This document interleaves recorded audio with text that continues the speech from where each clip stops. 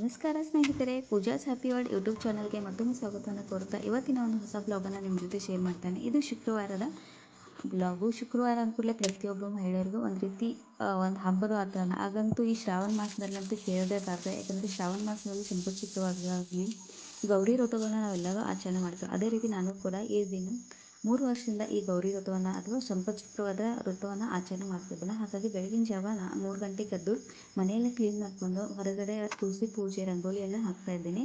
ಪ್ರತಿ ಶುಕ್ರವಾರ ಇದೇ ರೀತಿ ರಂಗೋಲಿಯನ್ನು ಹಾಕ್ಕೊಂಡಿರ್ತೀನಿ. ಸಿಂಪಲ್ಲಾಗಿ ರಂಗೋಲಿಯನ್ನು ಹಾಕ್ಕೊಂಡು ಹೊರಸಿ ಪೂಜೆನ ನಾನು ಯಾವ ರೀತಿ ಮಾಡ್ಕೊಂಡಿದ್ದೀನಿ ಹೋದ ವೀಡಿಯೋದಲ್ಲಿ ಕೂಡ ಶೇರ್ ಮಾಡ್ಕೊಂಡಿದ್ದೀನಿ.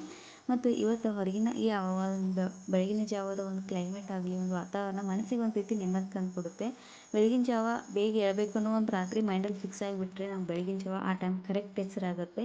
ಹಾಗಾಗಿ ಮನಸ್ಸಿದ್ದರೆ ಮಾರ್ಗ ಅನ್ನೋ ಮಾತು ಈಗ ಕೂಡ ನೆನಪಾಗುತ್ತೆ. ಯಾಕಂದರೆ ಮನಸ್ಸಿತ್ತಂದರೆ ಯಾವ್ದು ಕೆಲಸ ಕೂಡ ಅಸಾಧ್ಯವಲ್ಲ.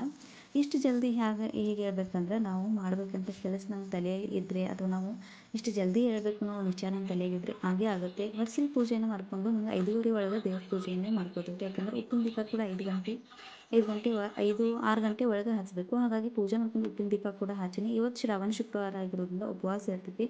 ಯಾಕೋ ಗ್ರೀನ್ ಟೀ ಕಾಫಿ ಎಲ್ಲ ಬೇಡ ಆಯಿತು. ಹಾಗಾಗಿ ಒಂದು ಸ್ವಲ್ಪ ಟೀ ಮಾಡ್ಕೊಂಡು ಇವತ್ತು ನಾಗರ ಪಂಚಮಿ ಕೂಡ ಐತಿ. ಹಾಗಾಗಿ ಹೋಳಿಗೆ ಊಟ ಮಾಡಬೇಕು, ಅಂದ್ರೆ ಹೋಳಿಗೆ ಅಡುಗೆ ಮಾಡಬೇಕು. ಹಾಗಾಗಿ ಹೋಳಿಗೆ ಅಡುಗೆ ತಯಾರಿಯನ್ನು ಮಾಡ್ಕೊಂಡು ಈ ಕಡೆ ಲಕ್ಷ್ಮೀ ಪೂಜಾಕ್ಕೆ ಬೇಕಾಗಿರುವಂಥ ಎಲ್ಲ ಸಾಮಗ್ರಿಗಳನ್ನು ಕೂಡ ಕ್ಲೀನ್ ಮಾಡಿ ಇಟ್ಕೊಂಡೇನೆ. ಈ ರೀತಿ ಕ್ಲೀನ್ ಮಾಡಿ ಇಟ್ಕೊಂಡ್ರಿಂದ ರಾತ್ರಿ ಆಗಲಿ ಅಥವಾ ಬೆಳಗ್ಗೆ ಜಲ್ದಿ ಅದು ಕ್ಲೀನ್ ಮಾಡಿ ಇಟ್ಕೊಂಡ್ರೆ ಪೂಜೆ ಮಾಡೋ ಹೊತ್ನಾಗ ಒಂದು ಸ್ವಲ್ಪ ಈಸಿ ಆಗ್ತೈತಿ. ಈಗ ಪೂಜಾಕ್ಕೆ ಬೇಕಾಗಿರೋ ಎಲ್ಲ ಸಾಮಗ್ರಿಗಳನ್ನ ಜೋಡಿಸಿಟ್ಕೊಂಡ, ಅಂದ್ರೆ ಎಲ್ಲ ಈಗ ನಂದು ಅಡುಗೆ ಎಲ್ಲ ನೈವೇದ್ಯ ಕೂಡ ರೆಡಿ ಆಗೈತಿ. ಇನ್ನು ಜಸ್ಟ್ ಪೂಜೆ ಮಾಡೋದೈತಿ. ಈಗ ಕರೆಕ್ಟ್ 9 ಗಂಟೆ ಆಗೈತಿ. ಬೆಳಗಿನ ಜಾವ 9 ಅಂದರೆ ಬೆಳಗ್ಗೆ 9 ಗಂಟೆ ಆಗೈತಿ. ಮನೆಯವ್ರು ಕೂಡ ಹೋದರು, ಅವರು ನಾಷ್ಟ ಎಲ್ಲ ಮಾಡಿಕೊಟ್ಟ. ಈ ರೀತಿನ ಪೂಜೆಯನ್ನು ಮಾಡ್ಕೊಂಡು ಪೂಜೆ ಮಾಡೋ ಸ್ಥಳದಲ್ಲಿ ಕ್ಲೀನಾಗಿ ಒರೆಸ್ಕೊಂಡು ಈ ಕುಬೇರ ರಂಗೋಲಿಯನ್ನು ಹಾಕೊಂಡು ಅದ್ರ ಮ್ಯಾಗ ಒಂದು ಮನೆಯನ್ನು ಇಟ್ಟು ಅದ್ರ ಮ್ಯಾಗ ನಾನು ಈ ರೀತಿ ಮೊದಲೇ ಯಾವುದೇ ಒಂದು ಪೂಜೆ ಮಾಡೋಕ್ಕಿಂತ ಮುಂಚೆ ದೀಪಾರಾಧನೆ ಮಾಡಬೇಕು. ಒಂದು ಪೂಜೆ ಅಗ್ನಿದೇವತೆಯ ಒಂದು ಸಮೇತ, ಅಂದರೆ ನಾವು ಯಾವುದೇ ಒಂದು ಹಿಂದೂ ಸಂಪ್ರದಾಯದ ಯಾವುದೇ ಒಂದು ಪೂಜೆ ಮಾಡ್ಕೋತ ಮೊದಲು ಅಗ್ನಿದೇವತೆಯನ್ನು ಪೂಜೆ ಮಾಡ್ಕೊಂಡು ಆಮೇಲೆ ಆ ಪೂಜೆಯನ್ನು ಆರಂಭ ಮಾಡಬೇಕು.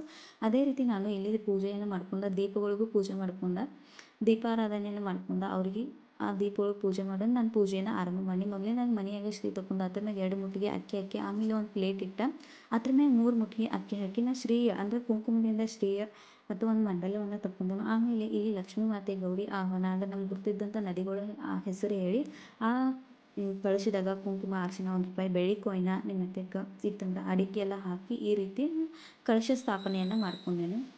ನಾ ಬ್ಲೌಸ್ ಪೀಸ್ದಿಂದ ನಾನು ಅಲಂಕಾರ ಮಾಡಿದ್ದೇನೆ ಮುಖವಾಡಕ್ಕೆ, ಇದು ಕಳಶಕ್ಕೆ. ಆಮೇಲೆ ನನಗೆ ಲಕ್ಷ್ಮೀ ಮಾತೆ ನೀಡಿದಂಥ ಏನು ಬಂಗಾರ ಜ್ಯುವೆಲ್ರಿ ಇರ್ತಾವಲ್ಲ ಅದನ್ನು ಹಾಕಿ ಇಂಥ ವಿಶೇಷ ದಿನಗಳಲ್ಲಿ ಹಾಕಿರ್ತೇನೆ. ಕಿವ್ಯಾಗಿನ ಹೂವು ಅಂತೂ ಕೇಳಿ ಸಾರಿಗೆ ಜರದು ಬೀಳತ್ತಿತ್ತು, ಆದ್ರೆ ಒಂದು ಸ್ವಲ್ಪ ಅದು ಲೂಸ್ ಆಗಿರೋದ್ರಿಂದ ಅಲ್ಲಿ ಹಾಕ್ತೀನಿ. ಆಮೇಲೆ ಈ ರೀತಿ ಸಿಂಪಲಾಗಿ ಸರಳ ರೀತಿಯಿಂದ ಪೂಜೆ ಮಾಡ್ಕೊಂಡಿರ್ತೇನೆ. ನಾವು ಲಕ್ಷ್ಮೀ ಪೂಜೆ ಮಾಡ್ತೇನೆ, ನಮ್ಮ ಮನಸ್ಸಿಗೆ ಎಷ್ಟೇ ಒಂದು ಅಲಂಕಾರ ಮಾಡಿರಿ ಲಕ್ಷ್ಮೀ ಮಾತೆ ಅಲಂಕಾರ ಕೂಡ ಎಷ್ಟೇ ಅಲಂಕಾರ ಮಾಡಿದ್ರೆ ನಮ್ಮ ಮನಸ್ಸಿಗೆ ಸಮಾಧಾನ ಇರಲ್ಲ. ಆದರೂ ನಾವು ಮುತ್ತಿನ ಹಾರಗಳಂತೂ ಈಗ ಎದ್ದು ಕಾಣ್ತಿರ್ತವೆ ಒಂದು. ಹಾಗಾಗಿ ಲಕ್ಷ್ಮೀ ಮಾತೆಗೆ ಅದ ತೊಗೊಂಡಿದ್ದ ಹಾರಗಳನ್ನ ಹಾಕಿರ್ತೇನೆ. ಈ ರೀತಿ ಸರಳವಾಗಿ ಅಲ್ಲಿಗೆ ಉಡಿ ತುಂಬಿಯನ್ನು ಮಾಡ್ತೇನೆ. ನಾನು ಲಕ್ಷ್ಮೀ ಬೆಳ್ಳಿದ ಮೂರ್ತಿ ಐತಿ, ಅದನ್ನು ಕೂಡ ಅಲ್ಲೇ ಕೆಳಗಿಟ್ಟ ಉಡಿ ಇಟ್ಟಿರ್ತೇನೆ. ಈಚೆ ಕಡೆ ಸೈಡ್ ಕಾಣ್ತದಿಲ್ಲ, ಮೊದಲನೇದಾಗಿ ಅಲ್ಲಿ ಗಣಪತಿ ಪೂಜೆಯನ್ನು ಮಾಡ್ಕೊಂಡು ಎಲ್ಲಿ ಲಕ್ಷ್ಮೀ ಮಾತೆ ಇರ್ತಾಳೆ ಅಲ್ಲಿ ಗಣಪತಿ ಕೂಡ ಇದ್ದೇ ಇರ್ತಾರೆ. ಹಾಗಾಗಿ ನಾವು ಲಕ್ಷ್ಮೀ ಪೂಜೆ ಮಾಡ್ಕೊತ ಮೊದಲು ಗಣಪತಿ ಪೂಜೆಯನ್ನು ಮಾಡ್ಕೋಬೇಕು. ಈ ರೀತಿನ ಸರಳವಾಗಿ ಉಡಿ ತುಂಬ ಎಲ್ಲವನ್ನು ಮುಗಿಸ್ಕೊಂಡು ಈ ವಿಡಿಯೋ ಮಾಡಿದ್ಮ್ಯಾಗ ಒಂದು ಸ್ವಲ್ಪ ಮೊಬೈಲ್ ಸ್ವಿಚ್ ಆಫ್ ಆಗಿರೋದ್ರಿಂದ ನಡಕಿನ ಒಂದು ವಿಡಿಯೋ ಅರ್ಧ ಕಟ್ ಆಗೈತಿ. ಪೂರ್ಣವಾಗಿ ಕೊನೆಯದಾಗಿ ನಾನು ವಿಡಿಯೋ ಅಂದರೆ ನನ್ನ ಪೂಜೆ ಈ ರೀತಿ ಆಗೈತಿ. ಹೋಳಿಗೆ ನೈವೇದ್ಯ ಪ್ರಸಾದ ಎಲ್ಲವನ್ನ ಇಟ್ಟು ಈಗ ಮಂಗಳಾರತಿ ಮಾಡೋದೈತಿ. ಸಾಯಂಕಾಲ ಏನೈತಿಲ್ಲ ಅಂದ್ರೆ ಉಡಿ ತುಂಬಕ್ಕೆ ಮುತ್ತೈದೆಯರನ್ನ ಕರೆಯೋದೈತಿ ಒಂದಿಬ್ಬರು ಜನ. ಆವಾಗ ಈ ತೆಂಗಿನಕಾಯಿ ಎಲ್ಲ ಹೊಡಿಬೇಕು, ಮನೆಯವರು ಕೂಡ ಇರ್ತಾರೋ ಹಾಗೂ ಈ ಮಂಗಳಾರತಿ ಮಾಡಿ ಮತ್ತೊಂದು ಸ್ವಲ್ಪ ಅನ್ನ ಮೊಸರು ನೈವೇದ್ಯ ಮಾಡಿ ಈ ತೆಂಗಿನಕಾಯನ್ನು ಹೊಡಿಬೇಕಂತೇಳಿ ಹಾಗೆ ಇಟ್ಟಿದ್ದಾನೆ. ಹೆಣ್ಮಕ್ಳು ತೆಂಗಿನಕಾಯಿ ಹೊಡಿಬಾರ್ದು ಅಂತ ಹೇಳ್ತಾರೆ. ಹಾಗಾಗಿ ನಮ್ಮ ಮನೆಯವ್ರು ಬಂದ ಕೂಡಲೇ ಸಾಯಂಕಾಲ ನಾವೆಲ್ಲರೂ ಕೂಡ ಆರತಿ ಮಾಡಿ ಈ ಲಕ್ಷ್ಮೀ ಮಾತೆಯ ಪೂಜೆಯನ್ನು ಮಾಡ್ತಿರ್ತೇವೆ. ನೀವು ಕೂಡ ಲಕ್ಷ್ಮೀ ಮಾತೆಯ ಪೂಜೆಯನ್ನು ಮಾಡಿರೋ ಕಮೆಂಟ್ ಮುಖಾಂತರ ತಿಳಿಸಿ. ಮತ್ತು ಈ ಲಕ್ಷ್ಮೀ ಪೂಜೆ ನಿಮಗೆಲ್ಲರಿಗೂ ಹೇಗೆ ಅನಿಸ್ತು ಹೇಳ್ರಿ. ಮತ್ತು ವಿಡಿಯೋ ಇಷ್ಟ ಆದರೆ ದಯವಿಟ್ಟು ಶೇರ್ ಮಾಡಿ. ಹೊಸವಾಗಿ ನೋಡೋರು ಚಾನಲ್ನ ಸಬ್ಸ್ಕ್ರೈಬ್ ಮಾಡ್ಕೊಂಡು ನೋಡಿ. ಈ ವಿಡಿಯೋಗಳು ಇಷ್ಟ ಆಗ್ತೀರಾ ನಿಮ್ಮ ಫ್ರೆಂಡ್ಸ್ ರಿಲೇಟಿವ್ಗೆ ಶೇರ್ ಮಾಡಿ. ಯಾಕಂದರೆ ನನಗೆ ಗೊತ್ತಿದ್ದಂಥ ಮಾಹಿತಿಯನ್ನು ನಿಮ್ಮ ಜೊತೆ ಶೇರ್ ಮಾಡ್ತಾಯಿರ್ತೀನಿ. ನನ್ನ ಬ್ಲಾಗ್ ಅಂದರೆ ನಾನು ಮಾಡುವಂಥ ಕೆಲಸಗಳನ್ನ, ನಾನು ಮಾಡುವಂಥ ಪೂಜೆಗಳನ್ನ ನಿಮ್ಮ ಜೊತೆ ಶೇರ್ ಮಾಡ್ತಾ ಇದ್ದೇನೆ. ವಿಡಿಯೋ ನೋಡಿದ್ದಕ್ಕಾಗಿ ಪ್ರತಿಯೊಬ್ಬರು ಧನ್ಯವಾದಗಳು.